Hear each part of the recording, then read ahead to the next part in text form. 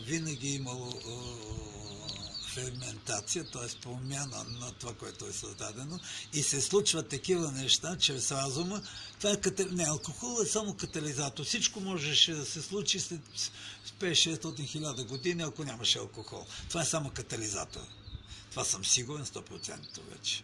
Тогава е добър катализатор. Дори аз не пия.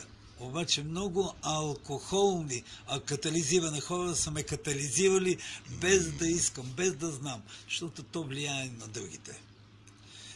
Това е за виното. Виновен. Вие сте наново виновен. Виновен. А гроздето? Продукта, от който се прави виното? Продуктът е химико-физично... Природният дар, гроздето. Химико-физично, механично мотиващо явление, което се нарича Бог, и той работи в ферментацията, във всичко.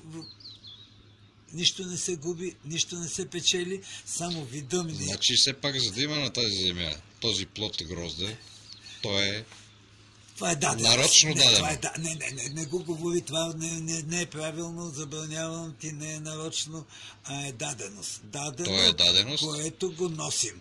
И ние сме се възползвали от тази даденост. Носиме ли го, може и да го сееме. Носеене. Носено и сеене. Така и човека сее, така и природата, и растенията, и всеко животно, и всеко живо, и клетката се сее. И не знам дали знаеш, дали знаят повечето от хората, едно към колко роден. Стави Калинов и всичките 7 милиарда и 500 милиона човека. Едно към 1 милиард. Представете си в какво тото играе живота на всеки един от нас. Едно към 1 милиард. Едно към 1 милиард.